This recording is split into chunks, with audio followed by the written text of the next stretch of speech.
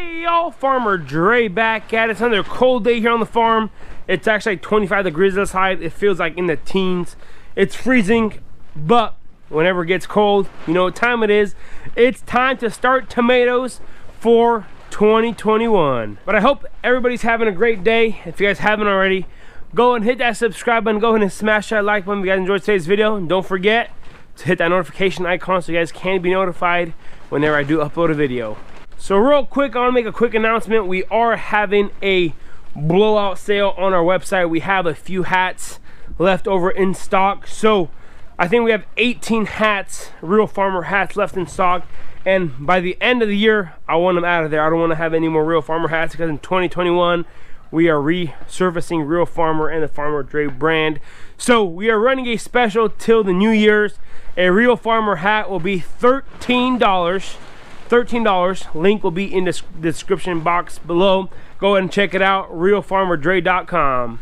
As you guys heard me say, it is time to start tomatoes. So let's go ahead and get started sowing or planting tomatoes. So we are in our messy greenhouse right now. We kind of cleaned it up, pulled out a lot of the weeds. We still got to come through, clean it up.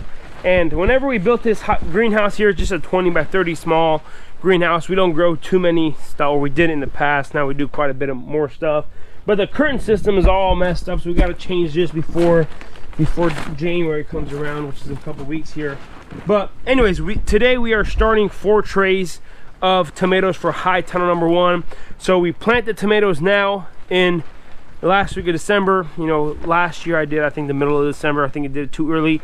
So January and February we're gonna go ahead and grow them inside and partially in here. And then last week of February, go ahead and plant them outside in the high tunnel. But you got to get started, so let's go ahead and start planting here. This is where I have the these are 128 cell count trays, and usually we like to use the 50 cell count trays because we just plant them in there and let them be. But since we are starting these inside, the germination room in there isn't too big, so I can't fit too many plants. So we're using these 128 cell count trays, and I've used them in the past. They work really well.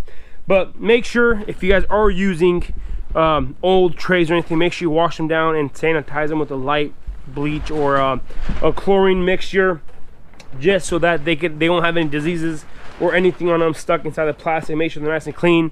And go ahead, and I already did fill them up with potting soil, and I'm gonna go ahead and start planting the seeds. So as you guys know, I'm 6'4". I'm quite tall, taller than you average person. So I used to be able to sew them down there. I still can, but my back started hurting. So I got this rack here that we used to store stuff on. These are about, you know, perfect size for me here. So varieties we're planting this year, as you guys know, we're do the Red Deuce, Carolina Golds, but this year I'm going to try a new variety. It's actually a greenhouse variety called Big Dinas. So if you guys didn't know, Indeterminate tomato plants produce about 2 weeks earlier than Determinate. Even though they say, you know, if they're 77-day variety or 60-day variety or whatever, naturally Indeterminate produces plants a little earlier. So talking to other growers, other tomato growers in here in Missouri and from around the local area, and you know, seeing what varieties they're growing and how they get tomatoes about the first week of May, and they say they plant a few Indeterminates. As you guys know, I'm not a really big fan of Indeterminates just because they're such labor intensive. They take a lot of energy and time to prune and stake them. But then again, if you get production in tomatoes 2 weeks earlier than the Determinates, then it's kind of, you know, worth the battle. So this year I'm going to be planting 3 rows of Indeterminates, the Big Dinas, 1 row Carolina Gold, which is Determinate, and of course a Red Deuce, which is also a Determinate tomato. So that's what we're planting. And you know, tomato variety selection is very, very, very important and critical whenever you are planting such a high value crop, at least for us here on our farm.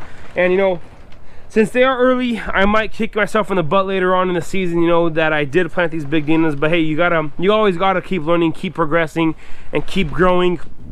And one thing about the Big Dina seeds, they are really, really expensive. I think I got the package right here somewhere. Red Deuce, Carolina Gold. Let me see here real quick. There we go. So I got Big Dina tomato seeds right here. They are greenhouse type. They originate from Israel, and there's 250 tomato seeds in here, and look how much it cost.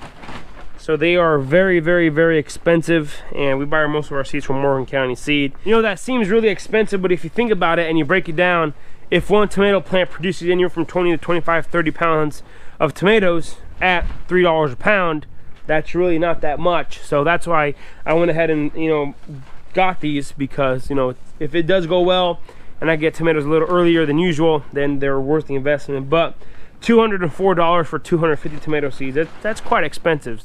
And these red deuce aren't very cheap as well. So for 500 seeds, these are, I paid $50 for this package right here. So I mean, they're high tone tomatoes. They're not, you know, they're just depend on what variety, but they're not too cheap as well. Then of course the Carolina Golds for 250 seeds, I paid $22 for them. So not too bad, but hey, you gotta have the seeds to produce a tomato crop or plant. So I'm gonna go ahead and start sowing here, and I'm gonna show you guys exactly how we do that in the whole process. So the fastest thing to do whenever you are planting seeds, you fill them up with potting soil, and I just go ahead and press nice and heavy in here and just kind of make an indentation there so that the seeds could have forward to stay, and then I just grab some more potting soil and then put them on top there. So you're looking anywhere from a 1/4 inch deep to a 1/2 inch deep, not too deep. So we are going to be heating that germination room that I have.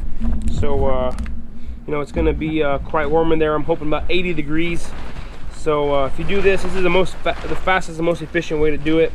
I've tried different ways in the past with a pencil and whatnot, but it doesn't seem to be working too fast. So this way it should work pretty fast. And then you see which finger is has more power.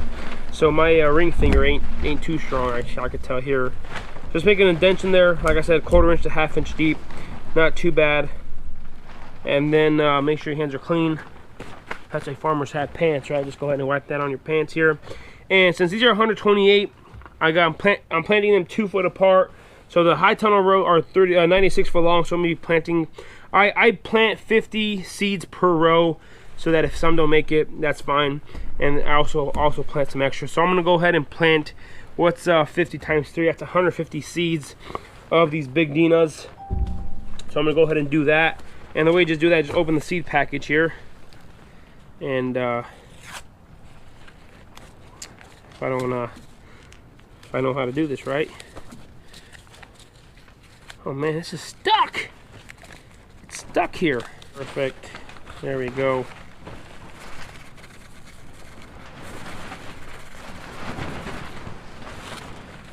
So these are the tomato seeds right here. Just look at that. Expensive seeds right there. Really expensive seeds. Are about $1 a seed. So go ahead and just take it. This is the most notorious job here. And if you're good with patience, that's good. If you're a patient person. If not, this job ain't too good. Oh, I just dropped 2 in there. Ah, oh, come on. I hate dropping 2. I'd rather have an empty cell that did not germinate than to have one with 2 in them. I think I just lost that seed. Anyways, I'm gonna go ahead and continue here. A lot of times I like to buy pelletized seeds, but since this is the only thing Morgan County had. Alrighty, so all the seeds are in here now, and I'm gonna just go ahead and get some more potting soil here. Kind of sprinkle it on top here.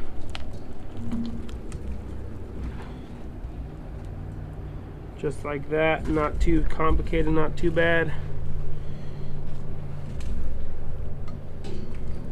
And whenever you put stuff on top, you don't want to press it too hard because the seeds need to obviously come up through there. So yep. Alrighty, so if you take 128 out of that cell, then we need 150, so I need 22 more on this one. So I'm just gonna go ahead and put 4 more rows here, which is 32. So I'm gonna have a little more extra. So that's not always nice. That's always a little better. Just have a little extra, because if one plant dies, go ahead and continue on. Alrighty, so Moses is out here. He's helping me out. So he's planting the Carolina Golds, which we only need 50 of those. We're planting 64, just have a few extra. And these Carolina Golds are pelletized with the just like a lime solution. So I mean, it actually helps out with tomatoes. Tomatoes like a pretty neutral pH soil. So he's gonna go ahead and do that while I finish up there. So you just go ahead and get this done faster, because it's a long, notorious process. And you guys heard me say from my videos, I always say this a lot, tomatoes don't care. I only say that about the structures and how you grow them. But whenever it comes to propagating and germinating, it's very vital to know what you're doing, because if you don't know, like I said, these are dollar seeds, so if you've done mess these up, you're out of a lot of money pretty quick. So one thing that I learned, and I'll show you guys in the germination room, is don't overheat your germination chamber, and I'll explain that whenever we get there. In my first year ever growing tomatoes, this was spring of 20 when was it, 17 I believe, was it? I don't remember. Anyways, so I went ahead and did what I was doing here. So I didn't plant none of these varieties. I planted a Big Beast, which is super cheap. The seeds weren't too bad, so I didn't lose too much on them. But I went ahead and put them in our germination chamber. I made a germination chamber, and I left the seedlings in there, the trays in there, for a week straight, because I mean, I had no idea what I was doing.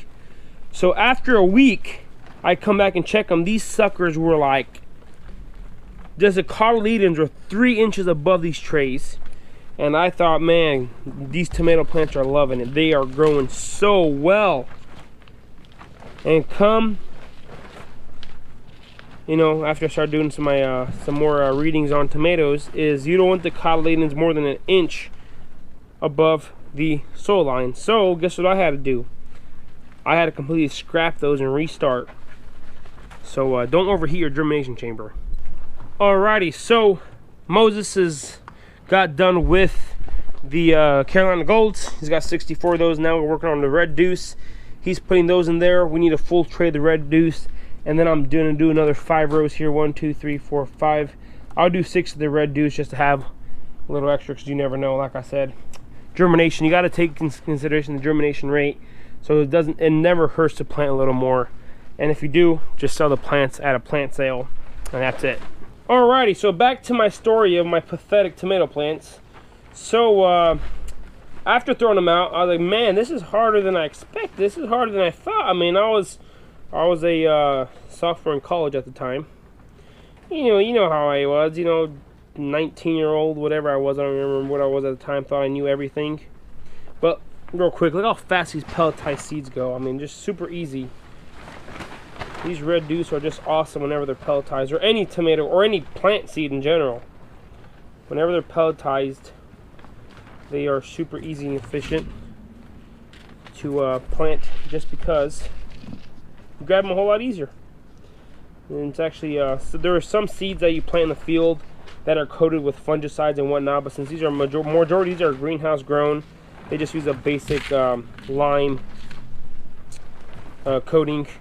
But if you're planting, I know sweet corn and stuff, they put fungicides and insecticides on the actual coating of it, so they could prevent like whatever insects or disease or rots to from the seed to rot in the ground. But anyways, back to my story. So then I figured out, and I went ahead and planted this tomatoes, which I grew a bunch of rows of Big Beefs. Biggest mistake of my life. I mean, if you could grow Big Beefs, congratulations. I just don't know. I mean, they're just super finicky. They're not grower friendly in my opinion, out of my experience I should say. I mean, I know growers who love Big Beefs. Those are their favorite variety. But for me, I'm like, I don't know. I guess I just not a very good tomato grower whenever it comes to Big Beefs. So and then I grew the Red Deuce, and that year the Red Deuce just out yielded those Big Beefs like crazy. So that's when my first time about the Red Deuce came upon. And then the Carolina Golds, of course, just came in and just destroyed the game in that situation. But now this is my 4th year. I'll be going to my 4th year of growing tomatoes. So this is my 4th season. Gotta stick to the OG variety. Red Deuce is OG. So just like that, we just got done sowing. What is it? 350, 400 tomato plants, seeds. Not too bad. Real fast and easy whenever you know what you're doing. My first year, by the way, I got a pencil on each individual cell. I put a pencil through them. That took longer than actually planting the seeds themselves. It was pathetic. I mean, I don't know what I was thinking. This whole finger trick is pretty cool. And one thing you got to do is label your trays, label your plants, so you can know what they are. Because you get someone like Moses who comes there, doesn't know what they're doing much, and he ruins your entire planting because he confuses them. Alrighty, so here they are. We got, I just got some old spaghetti squash and stuff labels. I just wrote the Big Dina's Big BD, RD Red Deuce, Carolina Golds, and Big Dina's Simple. I understand, so that's the biggest point. So now we're gonna go ahead and take these and put them inside our germination room, inside the storage unit there. So let's go ahead and go inside. So this is our trusty germination room. As you guys know, we're using the Marsh Hydro LED bar, and just put them here. We have a small heater, set it at 75 degrees. That's perfect for germinating. I gotta put these trays up here and go ahead and set these in there. Just go ahead and let them germinate. Alright, went ahead and set these in here. Like I said, 4 easy trays, and I only do this for our first batch of tomatoes. So whenever we get the greenhouse going, then we don't need this anymore. But there's no point in heating a full greenhouse for 4 trays. So this is a perfect location for them. I just use a cord, and I also use a timer for the light, and this is just a regular old clock timer for this. And if you guys want this exact same timer, I'm gonna go ahead and leave a link to this timer in the description box below, and go ahead and check this out as well, and also a link to that grow light. So, and if you use the promo code Farmer Dre, you get a discount at the checkout on the LED light. And yeah, so using these this year, and we'll see how they go. Alrighty, so I have this triple plugged in here. Instead of having 5 cords there, I just have this one. That's the heater. I went ahead and put it at 80 degrees until they actually germinate, and whenever the first seedling comes out, I'm gonna go ahead and drop it back to 72 degrees. Tomatoes thrive between 65 and 72 degrees, so I'm just leave it at 72, and I'll just adjust the temperature as I see the production and the light combined. So this timer here, I have the light on for 17 hours a day and off for 7. So that's just a typical summer day with the heat and the light. It's a typical summer day, especially here in Missouri. So that's what we want. And like I said, once these are gonna go ahead and germinate, we're gonna go ahead and continue growing them in here. So I have everything labeled: Big Dina's, Red Deuce, Carolina Golds there. And it's just pretty simple what's called. I go ahead and turn that off, and I'll adjust the height of the light whenever I need so. So if I don't see enough growth or anything, I'm gonna go ahead and turn it on and off as I need it. So I mean, it's just play by the book. That's the thing. If you're using something for many years, you kind of figure it out. But if you're using something new, like this is minimum or maximum? Oh!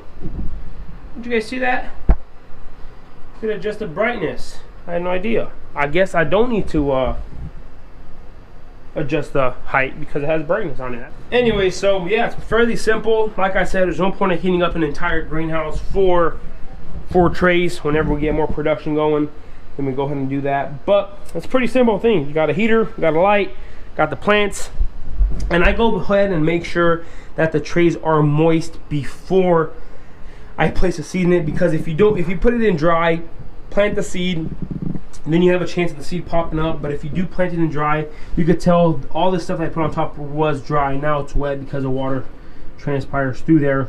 And so yeah, wait 3 days, 3 to 4 days, come back and check on them, see how they're doing, and then we will continue on. Alrighty, y'all, so I'm gonna go ahead and enjoy this brisk, cold day. All next week, so it'll be freezing cold. So tomorrow's not supposed to be too bad. The plan is to get those end walls on our high ton number 3 up, and hopefully Saturday we'll be able to pull plastic, because that's the nicest and warmest day for the next 2 weeks. I mean, nicest, warmest day out of the year, actually, because 2021 is right around the corner. So we got tomatoes started. That's a big plus. We're gonna get the high tunnels finished, that cover crop, get that tilled in. So I mean, we are already projecting for next year. We're seeing what we got to do, what we don't got to do. So it's just keeping it day by day, keep it going strong. We're gonna stay warm here, and you know, that's all we can do. So this is gonna be pretty much it for today. If you guys haven't already, go ahead and hit that subscribe button. Go ahead and smash that like button if you guys enjoyed today's video. If you guys have any questions or comments about germinating things, I'm gonna go ahead and try to answer the best of my ability about production and stuff. And you know, make sure to hit that subscribe button so you guys can follow along and see the progress of the tomato plants. So this is gonna be it for today. I want to say thanks for watching up to this point. You guys have a good day, and we will see you next time.